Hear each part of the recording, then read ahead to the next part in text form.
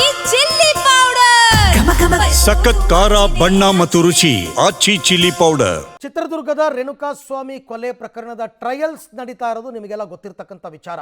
ಈ ಪ್ರಕರಣದಲ್ಲಿ ಈಗ ಒಂದು ಮೇಜರ್ ಟ್ವಿಸ್ಟ್ ಏನಂದ್ರೆ, ರೇಣುಕಾಸ್ವಾಮಿ ಅವರ ತಾಯಿ ರತ್ನಪ್ರಭಾ ಅವರನ್ನ ಪ್ರತಿಕೂಲ ಸಾಕ್ಷಿ ಅಂತ ಪರಿಗಣಿಸಿ ಅಂತ ಸ್ಪೆಷಲ್ ಪಬ್ಲಿಕ್ ಪ್ರಾಸಿಕ್ಯೂಟರ್ ಕೋರ್ಟ್ಗೆ ಮನವಿಯನ್ನ ಮಾಡಿಕೊಂಡಿದ್ದಾರೆ. ಯಾಕೆ? ಇದೇ ಪ್ರಶ್ನೆ.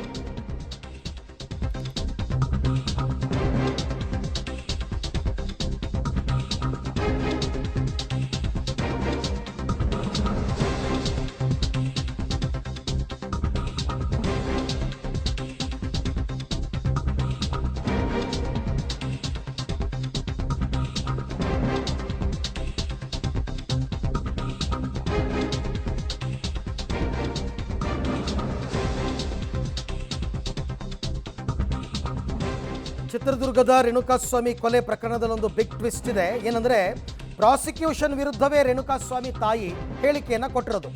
ಈ ಹಿಂದೆ ಪೊಲೀಸರು ಎನ್ಕ್ವೈರಿ ಮಾಡಿದಾಗ, ವಿಚಾರಣೆ ಮಾಡಿದಾಗ ಕೊಟ್ಟ ಹೇಳಿಕೆಗೂ ಈಗಿನ ಹೇಳಿಕೆಗೂ ಅದಲು ಬದಲು ಇದೆ. ಅಂದರೆ ಚಾರ್ಜ್ ಶೀಟಲ್ಲೇ ಬೇರೆ, ಈಗ ಕೋರ್ಟಲ್ಲಿ ಹೇಳ್ತಿರೋದೇ ಬೇರೆ. ರತ್ನಪ್ರಭಾರನ್ನ ಪ್ರತಿಕೂಲ ಸಾಕ್ಷಿಯಾಗಿ ಪರಿಗಣನೆಗೆ SP ಪ್ರಸನ್ನಕುಮಾರ್ ಅವರು ಕೇಳ್ಕೊಂಡಿದ್ದಾರೆ.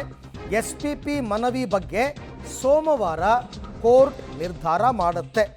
ಒಂದು ವೇಳೆ ಏನಾದರೂ ಕೋರ್ಟ್ ಇವರನ್ನ ರತ್ನಪ್ರಭಾ ಅವರನ್ನ ಪ್ರತಿಕೂಲ ಸಾಕ್ಷಿ ಅಂತ ಪರಿಗಣಿಸೋದಕ್ಕೆ ಒಪ್ಪಿಕೊಂಡ್ರೆ ಆಗ SP ಅವರೇ ಪಾಟಿ ಸವಾಲ್ಗೆ ಒಳಪಡಿಸ್ತಾರೆ ರತ್ನಪ್ರಭಾ ಅವರನ್ನು. ಯಾಕೆಂದರೆ ಅವರ ಹೇಳಿಕೆಯಲ್ಲಿ ಬದಲಾಗಿದೆ.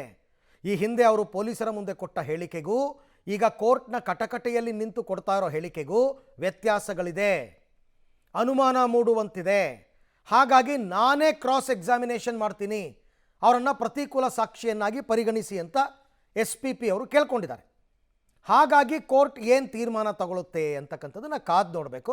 ಮತ್ತು ಕೋರ್ಟ್ಗೆ ಇವರು ಮನವರಿಕೆ ಮಾಡಿಕೊಡ್ಬೇಕು. ರತ್ನಪ್ರಭಾ ಅವರು ಪೊಲೀಸರ ಮುಂದೆ ಕೊಟ್ಟ ಸ್ಟೇಟ್ಮೆಂಟು ಏನಿತ್ತು, ಈಗ ಕೊಡ್ತಾ ಇರೋ ಸ್ಟೇಟ್ಮೆಂಟ್ ಏನಿದೆ, ಅವರನ್ನು ಏನು ಪ್ರತಿಕೂಲ ಸಾಕ್ಷಿಯನ್ನಾಗಿ ಪರಿಗಣಿಸಬೇಕು ಅಂತ ಯಾಕೆ ಕೇಳ್ತಾ ಇದ್ದಾರೆ, ಇದನ್ನು ನ್ಯಾಯಾಧೀಶರಿಗೆ ಮನವರಿಕೆ ಮಾಡಿಕೊಡ್ಬೇಕು. SP ಮನವರಿಕೆ ಮಾಡಿಕೊಟ್ಟು ಅವರು ಕನ್ವಿನ್ಸ್ ಆದರೆ ಖಂಡಿತ ಅವಕಾಶ ಕೊಡ್ತಾರೆ, ಕನ್ವಿನ್ಸ್ ಆಗಲಿಲ್ಲ ಅಂದರೆ ಆಗಲ್ಲ ಅಂತ ಹೇಳ್ತಾರೆ. ಹಾಗಾಗಿ ಕೋರ್ಟ್ ಏನು ಹೇಳುತ್ತೆ ಅಂತಕ್ಕಂಥದ್ದೇ ಸದ್ಯದ ಪ್ರಶ್ನೆ. ಒಂದು ಒಂದು ಒಂದು ಒಂದು ಟ್ವಿಸ್ಟ್ ಸಿಕ್ಕಿದೆ ಈ ಪ್ರಕರಣದಲ್ಲಿ. ಇವಾಗ ರತ್ನಪ್ರಭಾ ಅವರು ಹಾಗಾದರೆ ಪೊಲೀಸರ ಮುಂದೆ ಕೊಟ್ಟ ಸ್ಟೇಟ್ಮೆಂಟ್ ಏನು, ಈಗ ಉಲ್ಟಾ ಏನಾದರೂ ಹೇಳಿಕೆಯನ್ನು ಕೊಡ್ತಾ ಇದ್ದಾರಾ, ಇದೆಲ್ಲ ಗೊತ್ತಾಗಬೇಕಲ್ಲ. ಏನು ಹೇಳಿಕೆ ಕೊಡ್ತಾ ಇದ್ದಾರೆ, ಯಾಕಂದರೆ ಈಗ ನಡೀತಾ ಇರೋ ಪ್ರೊಸೀಡಿಂಗ್ಸ್ ಎಲ್ಲ ಇನ್ ಕ್ಯಾಮ್ರಾ ಪ್ರೊಸೀಡಿಂಗ್ಸ್. ಹಾಗಾಗಿ ರೇಣುಕಾಸ್ವಾಮಿ ತಾಯಿ ರತ್ನಪ್ರಭಾ ಅವರು ವ್ಯತಿರಿಕ್ತ ಹೇಳಿಕೆಯನ್ನು ಕೊಟ್ಟಿದ್ದಾರಂತೆ. 8 ಅಂಶಗಳಲ್ಲಿ ಪ್ರಾಸಿಕ್ಯೂಷನ್ ವಿರುದ್ಧವೇ ರತ್ನಪ್ರಭಾ ಹೇಳಿಕೆ ಕೊಟ್ಟಿದ್ದಾರೆ. ಹಾಗಾಗಿ ರತ್ನಪ್ರಭಾರನ್ನ ಪ್ರತಿಕೂಲ ಸಾಕ್ಷ್ಯವಾಗಿ ಪರಿಗಣಿಸಿದರೆ SP ಪಾಟಿ ಸವಾಲ್ ಮಾಡ್ತಾರೆ. ರೇಣುಕಾಸ್ವಾಮಿ ತಾಯಿಯ ವಿಚಾರಣೆಯನ್ನು SP ಅವರೇ ನಡೆಸ್ತಾರೆ. ಆ್ಯಕ್ಚುಲಿ ಇವರು ಸರ್ಕಾರದ ಪರ ಹೇಳಿಕೆಯನ್ನು ಕೊಡಬೇಕಾಗಿತ್ತು, ಕೊಟ್ಟಿದ್ರು ಈ ಹಿಂದೆ, ಈಗ ಬೇರೆ ರೀತಿ ಕೊಡ್ತಾ ಇದ್ದಾರೆ. ಹಾಗಾಗಿ SP ಅವರು ಪಾಟಿ ಸವಾಲ್ ಮಾಡಬೇಕಾಗತ್ತೆ, ಪ್ರತಿಕೂಲ ಸಾಕ್ಷಿಯನ್ನಾಗಿ ಇವ್ರನ್ನ ಪರಿಗಣಿಸಿ ಅಂತ ಕೋರ್ಟ್ಗೆ ಮನವರಿಕೆಯನ್ನು ಮಾಡಿಕೊಟ್ಟಿದ್ದಾರೆ. ಸೊ ಹಾಗಾಗಿ ಕೆಲವೊಂದು ಅಂಶಗಳು ಏನು, ಇವರು ಉಲ್ಟಾ ಏನು ಹೇಳಿಕೆ ಕೊಟ್ಟಿದ್ದಾರೆ, ಯಾಕೆ ಇವರನ್ನ ಪ್ರತಿಕೂಲ ಸಾಕ್ಷಿಯನ್ನಾಗಿ ಪರಿಗಣಿಸಬೇಕು, ಅದಕ್ಕೆ SP ಪ್ರಸನ್ನಕುಮಾರ್ ಕೊಡ್ತಾ ಇರೋ ಕಾರಣಗಳು ಏನು, ಇವೆಲ್ಲವೂ ಗೊತ್ತಾಗಬೇಕಲ್ಲ. ಕೋರ್ಟ್ ಇವೆಲ್ಲವನ್ನು ಗಮನಿಸಬೇಕಲ್ಲ. ಗಮನಿಸಿ ಉತ್ತರ ನೋಡಿ. 3 ಹೇಳಿಕೆ ನೀಡಿರೋದಾಗಿ ರತ್ನಪ್ರಭಾ ಅವರು ಹೇಳಿಕೆ ಕೊಟ್ಟಿದ್ದಾರೆ. ನಾನು ಪೊಲೀಸರ ಮುಂದೆ 3 ಹೇಳಿಕೆಯನ್ನು ಕೊಟ್ಟಿದ್ದೀನಿ. ಶವದ ತನಿಖಾ ವೇಳೆ 1, ಪೊಲೀಸರ ಮುಂದೆ 2, ಕಮಿಷನರ್ ಮುಂದೆ 3 ಸ್ಟೇಟ್ಮೆಂಟನ್ನು ಕೊಟ್ಟಿದ್ದೀನಿ ಅಂತ ರತ್ನಪ್ರಭಾ ಅವರು ಹೇಳ್ತಾ ಇದ್ದಾರೆ. ಆದರೆ ಪೊಲೀಸರ ಮುಂದಷ್ಟೇ ಹೇಳಿಕೆಯನ್ನು ಕೊಟ್ಟಿದ್ದಾರೆ ರತ್ನಪ್ರಭಾ. ನೋಡಿ, ಇಲ್ಲಿ 3 ಕಡೆ ಕೊಟ್ಟಿದ್ದೀನಿ ಸ್ಟೇಟ್ಮೆಂಟ್ ಅಂತ ಹೇಳ್ತಾರೆ. 3 ಕಡೆ, ಶವ ತನಿಖಾ ವೇಳೆ, ಪೊಲೀಸರ ಮುಂದೆ, ಕಮಿಷನರ್ ಮುಂದೆ.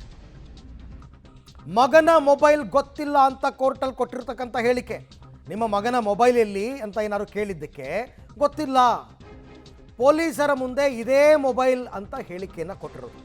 ಅಂದರೆ ಆ ಮೊಬೈಲ್ ವಿಚಾರವಾಗಿ ಪೊಲೀಸರ ಮುಂದೆ ಒಂದು ಸ್ಟೇಟ್ಮೆಂಟು, ಕೋರ್ಟಲ್ಲಿ ಒಂದು ಸ್ಟೇಟ್ಮೆಂಟ್ ಕೊಟ್ಟಿದ್ದಾರೆ. ರೇಣುಕಾಸ್ವಾಮಿ ಕರೆ ಬಗ್ಗೆ ದ್ವಂದ್ವ ಹೇಳಿಕೆಯನ್ನು ಕೊಡ್ತಾ ಇದ್ದಾರೆ ರತ್ನಪ್ರಭಾ. ದ್ವಂದ್ವ ಹೇಳಿಕೆ. ಹತ್ಯೆಯಾದ ದಿನ 2 ಬಾರಿ ರೇಣುಕಾ ತಾಯಿಗೆ ಕರೆ ಮಾಡಿದ್ರಂತೆ. 2:43 ಕೊಂದ್ಸರ್ತಿ, 2:45 ಕೊಂದ್ಸರ್ತಿ ರೇಣುಕಾ ತಾಯಿ ಕರೆ ಮಾಡಿರೋದು. ಮಧ್ಯಾಹ್ನ 2:43 ಮತ್ತು 2:45 2 ನಿಮಿಷ ಗ್ಯಾಪಲ್ಲಿ ಮಾಡಿದ್ದಾರೆ ಅಂತ. ಕರೆ ವೇಳೆ ರೇಣುಕಾಸ್ವಾಮಿ ಶೆಡ್ನಲ್ಲೇ ಇದ್ದ, ಆದರೆ ಕೋರ್ಟ್ನಲ್ಲಿ ಆತನೇ ಕರೆ ಮಾಡಿದ್ದ ಅಂತ ರತ್ನಪ್ರಭಾ ಹೇಳ್ತಿರೋದು. ಪೊಲೀಸರ ಮುಂದೆ ನಾನು ಮಾಡಿದ್ದೆ ಅನ್ನೋದು, ಕೋರ್ಟಲ್ಲೇ ಅವನೇ ಮಾಡಿದ್ದ ಅಂತ. ಪೊಲೀಸರ ಮುಂದೆ ನೀಡಿರುವ ಹೇಳಿಕೆಗೆ ವ್ಯತಿರಿಕ್ತ ಹೇಳಿಕೆಯನ್ನು ಕೋರ್ಟ್ನಲ್ಲಿ ರತ್ನಪ್ರಭಾ ಅವರು ಕೊಡ್ತಾ ಇದ್ದಾರೆ. ರೇಣುಕಾಸ್ವಾಮಿ ಕರೆ ಬಗ್ಗೆ ದ್ವಂದ್ವ ಹೇಳಿಕೆ. ಹತ್ಯೆಯಾದ ದಿನ 2 ಬಾರಿ ರೇಣುಕಾಸ್ವಾಮಿಗೆ ತಾಯಿನೇ ಕರೆ ಮಾಡಿರೋದು. 2:43 ಸರ್ತಿ, 2:45 ಸರ್ತಿ. ಇನ್ನು ರೇಣುಕಾಸ್ವಾಮಿ ಸಿಮ್ ಬಗ್ಗೆ ಕೂಡ ದ್ವಂದ್ವ ಹೇಳಿಕೆಯನ್ನು ಕೊಡ್ತಾ ಇದ್ದಾರೆ. ಈ ಹಿಂದೆ ಸಿಮ್ ಬಗ್ಗೆ ಗೊತ್ತಿಲ್ಲ ಅಂತ ರೇಣುಕಾ ತಾಯಿ ಹೇಳಿದರು. ಕೋರ್ಟ್ನಲ್ಲಿ 2 ಸಿಮ್ ಬಗ್ಗೆ ಹೇಳಿದರು ರತ್ನಪ್ರಭಾ. ಪೊಲೀಸರ ಮುಂದೆ ನನಗೆ ಸಿಮ್ ಬಗ್ಗೆ ಏನೂ ಗೊತ್ತಿಲ್ಲ ಅಂತಾರೆ. ಕೋರ್ಟ್ನಲ್ಲಿ ಆತ 2 ಸಿಮ್ ಬಳಸ್ತಾ ಇದ್ದ ಅಂತ ಹೇಳ್ತಾರೆ. ಅಂದರೆ ನೀವು ಕೋರ್ಟ್ ಮುಂದೆ ಒಂದು ಸ್ಟೇಟ್ಮೆಂಟ್ ಕೊಡ್ತಾ ಇದ್ದೀರಾ, ಮತ್ತು ಪೊಲೀಸರ ಮುಂದೆ ಒಂದು ಸ್ಟೇಟ್ಮೆಂಟ್ ಕೊಟ್ಟಿದ್ದೀರಾ. ಈ ಕಾರಣಕ್ಕೋಸ್ಕರನೇ ಕೆಲವು ಕೇಸ್ಗಳಲ್ಲಿ 164 ಸ್ಟೇಟ್ಮೆಂಟ್ ತೊಗೊಂಡ್ಬಿಡ್ತಾರೆ. ಅಂದರೆ ಜಡ್ಜ್ ಮುಂದೆನೇ ಸ್ಟೇಟ್ಮೆಂಟ್ ಕೊಟ್ಬಿಡ್ತಾರೆ. 164 ಸ್ಟೇಟ್ಮೆಂಟ್ ಕೆಲವು ಇಂಪಾರ್ಟೆಂಟ್ ವಿಟ್ನೆಸ್ಗಳದ್ದು, ಆಮೇಲೆ ಉಲ್ಟಾ ಹೊಡಿಬಾರ್ದು ಅನ್ನೋ ಕಾರಣಕ್ಕೆ. ಇಲ್ಲಿ ರತ್ನಪ್ರಭಾ ಅವ್ರದ್ದು 164 ಸ್ಟೇಟ್ಮೆಂಟ್ ತೊಗೊಂಡಿರಲಿಲ್ಲ. ಹಾಗಾಗಿ ಪೊಲೀಸರ ತನಿಖೆಯ ವೇಳೆ ಒಂದು ಹೇಳಿಕೆ, ಈಗ ಕೋರ್ಟ್ನಲ್ಲಿ ಮತ್ತೊಂದು ಹೇಳಿಕೆ. ಹಲವಾರು ವಿಚಾರಗಳ ಬಗ್ಗೆ ಗೊಂದಲದ ಹೇಳಿಕೆಗಳನ್ನ ಕೊಡ್ತಾ ಇದ್ದಾರೆ. ಹಾಗಾಗಿ ಇವರನ್ನು ಪಾಟಿ ಸವಾಲ್ ಮಾಡುವ ಅವಶ್ಯಕತೆ ಇದೆ. ಹಾಗಾಗಿ ರತ್ನಪ್ರಭಾ ಅವರನ್ನು ಪ್ರತಿಕೂಲ ಸಾಕ್ಷಿಯನ್ನಾಗಿ ಪರಿಗಣಿಸಿ ಅಂತ SPP special public prosecutor Prasanna Kumar ಅವರು ಕೋರ್ಟ್ಗೆ ಮನವರಿಕೆಯನ್ನು ಮಾಡಿದ್ದಾರೆ. ಈ ಎಲ್ಲ ವಿಚಾರಕ್ಕೆ ಸಂಬಂಧಪಟ್ಟಂತೆ ಮತ್ತಷ್ಟು ಮಾಹಿತಿ ನನ್ನ ಕೊಲೀಗ ಮುರಳೀಧರ್ ಅವರಿಂದ ಪಡ್ಕೊಳ್ಳೋಣ. ಮುರಳಿ, ಆರಂಭದಲ್ಲಿ ರತ್ನಪ್ರಭಾ ಅವ್ರದ್ದು 164 ಸ್ಟೇಟ್ಮೆಂಟ್ ತಗೊಂಡಿರಲಿಲ್ವಾ? ನಂಬರ್ 1. ಎರಡನೇದು, ಈಗ ಅವರು ಪ್ರತ್ಯಕ್ಷ ಸಾಕ್ಷಿ ಏನಲ್ಲ, ಪ್ರತ್ಯಕ್ಷದರ್ಶಿ ಏನಲ್ಲ.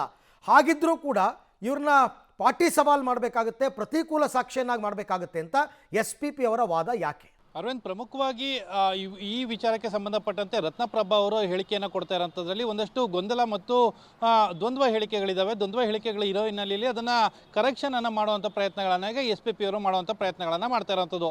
ಆ ಹಿನ್ನೆಲೆಯಲ್ಲಿ ಇವತ್ತು ಸುಪ್ರೀಂ ಕೋರ್ಟ್ನ ಒಂದು ಸೈಟೇಷನನ್ನು ಕೊಟ್ಟು, ಒಂದು ಆದೇಶದ ಪ್ರತಿಯನ್ನು ಕೊಟ್ಟು, ಯಾವ ಪ್ರಕರಣದಲ್ಲಿ ಈ ರೀತಿ ಆದಂಥ ಸಂದರ್ಭದಲ್ಲಿ ಕೆಳಹಂತದ ನ್ಯಾಯಾಲಯಗಳು ಅಂದರೆ ಟ್ರಯಲ್ ಕೋರ್ಟ್ಗಳೇನಿರುತ್ತೆ, ಟ್ರಯಲ್ ಕೋರ್ಟ್ಗಳು ಇದನ್ನು ಪರಿಗಣನೆಗೆ ತೆಗೆದುಕೊಳ್ಬೇಕು ಅಂತೇಳಿ ಒಂದು ಆದೇಶವನ್ನು ಕೊಟ್ಟಿದ್ದಾರೆ. ಜೊತೆಗೆ ಆ 8 ಅಂಶಗಳು ಸಂಬಂಧಪಟ್ಟಂತೆ ರತ್ನಪ್ರಭಾ ಅವರು ಯಾವ ರೀತಿಯಲ್ಲಿ ಗೊಂದಲಕಾರದ ಹೇಳಿಕೆಯನ್ನು ಕೊಟ್ಟಿದ್ದಾರೆ ಅನ್ನೋದ್ರ ಬಗ್ಗೆ ಸ್ಪಷ್ಟನೆ ಕೊಡುವಂಥ ಒಂದಷ್ಟು ಕೆಲಸಗಳನ್ನು ಕೂಡ ಮಾಡಿರುವಂಥದ್ದು. ಅರವಿಂದ್, ಯಾವಾಗಾದರೂ ಒಂದು ಟ್ರಯಲ್ ನಡೆಯುವಂಥ ಸಂದರ್ಭದಲ್ಲಿ ಚೀಫ್ ಮತ್ತು ಕ್ರಾಸ್ ಎಕ್ಸಾಮಿನೇಷನ್ ಅಂತೇಳಿ ಎರಡೂ ಕೂಡ ನಡೆಯುತ್ತೆ. ಚೀಫ್ ಸಂದರ್ಭದಲ್ಲಿ ರತ್ನಪ್ರಭಾ ಅವರು ಒಂದಷ್ಟು ಹೇಳಿಕೆಗಳನ್ನು ಕೊಡ್ತಾ ಹೋಗ್ತಾರೆ. ಅದಾದ ಬಳಿಕ ಡಿಫೆನ್ಸ್ನ ಪರ ವಕೀಲರು ಅಂದರೆ ಆರೋಪಿ ಪರ ವಕೀಲರು ಕ್ರಾಸನ್ನು ಮಾಡುವಂಥ ಪಾಟಿ ಸವಾಲನ್ನು ಮಾಡುವಂಥ ಸಂದರ್ಭದಲ್ಲಿ ಆ ಚೀಫ್ನ ಸಂಬಂಧಪಟ್ಟಂತೆ ಗೊಂದಲಕಾರಿ ಹೇಳಿಕೆಗಳನ್ನು ಕೊಡ್ತಾ ಇದ್ದಾರೆ.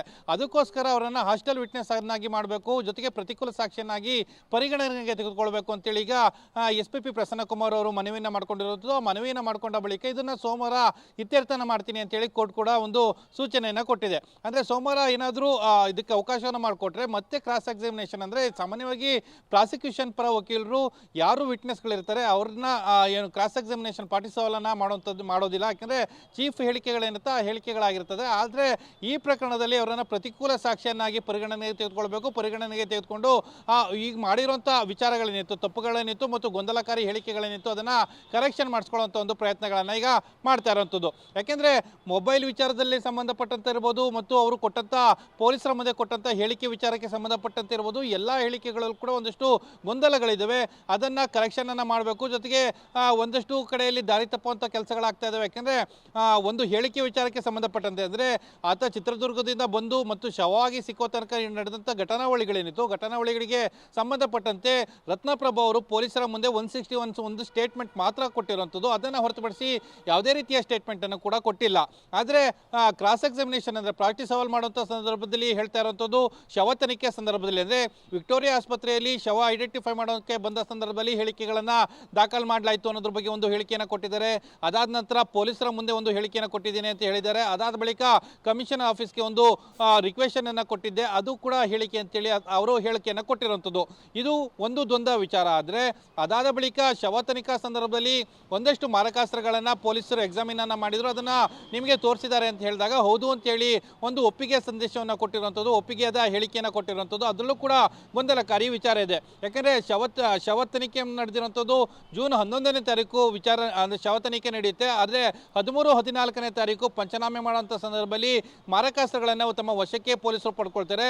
ಅಲ್ಲೂ ಕೂಡ ಒಂದು ದಾರಿ ತಪ್ಪಿಸುವಂಥ ಒಂದಷ್ಟು ಕೆಲಸಗಳಾಗಿದ್ದಾವೆ. ಅದು ದ್ವಂದ್ವ ಹೇಳಿಕೆ ಆಗಿದೆ ಅನ್ನೋದ್ರ ಬಗ್ಗೆ ಒಂದು ಹೇಳಿಕೆಯನ್ನು ಕೊಟ್ಟಿರುವಂಥದ್ದು. ಮತ್ತು ಶವ ತನಿಖೆ ಸಂದರ್ಭದಲ್ಲಿ ಪಟ್ಟಣಗೆರೆ ಶೆಡ್ನ ಮಣ್ಣನ್ನು ವಶಕ್ಕೆ ತೆಗೆದುಕೊಂಡಿರೋ ಅನ್ನೋ ವಿಚಾರವನ್ನು ಕೂಡ ಮುನ್ನೆಲೆಗೆ ತರ್ತಾ ಇದ್ದಾರೆ. ಆದರೆ ಇದುವರೆಗೂ ಕೂಡ ಪಟ್ಟಣಗೆರೆ ಶೆಡ್ಗೆ ಅವರ ತಂದೆ ತಾಯಿ ಅಂದರೆ ಕಾಶಿನಾಥ್ ಮತ್ತು ರತ್ನಪ್ರಭಾ ಏನಿದ್ದಾರೆ ಅವರಿಬ್ಬರು ಕೂಡ ಆ ಶೆಡ್ಗೆ ಹೋಗಿಲ್ಲ ಅನ್ನೋದು ಸ್ಪಷ್ಟವಾಗಿ ಗೊತ್ತಿರೋಂಥ ವಿಚಾರ.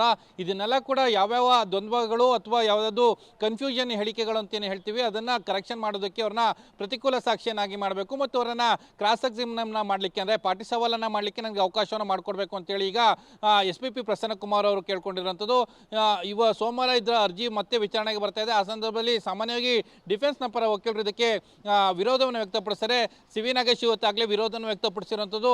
ಆ ಸಂದರ್ಭದಲ್ಲಿ ಸೋಮವಾರ ಅದಕ್ಕೆ ಸಂಬಂಧಪಟ್ಟಂತೆ ಯಾವ್ಯಾವ ಅಂಶಗಳನ್ನು ಮತ್ತು ಯಾವ್ಯಾವ ಸೈಟೇಷನ್ಗಳನ್ನು ನ್ಯಾಯಾಲಯಕ್ಕೆ ಮನವರಿಕೆ ಮಾಡಿಕೊಡ್ತಾರೆ ಅನ್ನೋದ್ರ ಬಗ್ಗೆ ಕಾದು ನೋಡಬೇಕಾದಂಥದ್ದು. ಒಂದು ವೇಳೆ ಮುರಳಿ ಕೋರ್ಟ್ ಏನಾದರೂ ರತ್ನಪ್ರಭಾ ಅವರನ್ನ ಪಾಟಿ ಸವಾಲಿಗೆ ಒಪ್ಕೊಂಡ್ರೆ ಅಂದರೆ ಪ್ರತಿಕೂಲ ಹೇಳಿ ಸಾಕ್ಷಿಯಾಗಿ ಪರಿಗಣನೆಗೆ ಒಪ್ಪಿಕೊಂಡ್ರೆ ಈ ಟ್ರಯಲ್ಸ್ನಲ್ಲಿ ಏನು ಬದಲಾವಣೆಗಳನ್ನ ಕಾಣಬಹುದು ಅಂತ ಅರವಿಂದ್, ಏನಂದರೆ ಅಂಥ ಮಹತ್ವದ ಬದಲಾವಣೆಗಳಾಗಿರ್ಬೋದು ಅಥವಾ ಈ ಪ್ರಕರಣಕ್ಕೆ ಅವರ ಹೇಳಿಕೆ ಅಷ್ಟೊಂದು ಮಹತ್ವದ ಸ್ಥಾನವನ್ನು ಕೊಡುತ್ತೆ ಅಂತೇಳಿ ಸಾಧ್ಯ ಇಲ್ಲ. ಯಾಕೆಂದರೆ ಅವರು ಕೇವಲ ಆತ ಮನೆಯಿಂದ ಹೊರಗಡೆ ಬಂದಿರೋಂಥದ್ದು, ಅದಾದ ಬಳಿಕ ಜೀವಂತವಾಗಿ ಇದ್ದಂಥ ಸಂದರ್ಭದಲ್ಲಿ ಹೊರಗಡೆ ಬರ್ತಾರೆ ಮತ್ತು ಆತನನ್ನು ನೋಡುವಂಥದ್ದು ಶವ ಆದಂಥ ಸಂದರ್ಭದಲ್ಲಿ.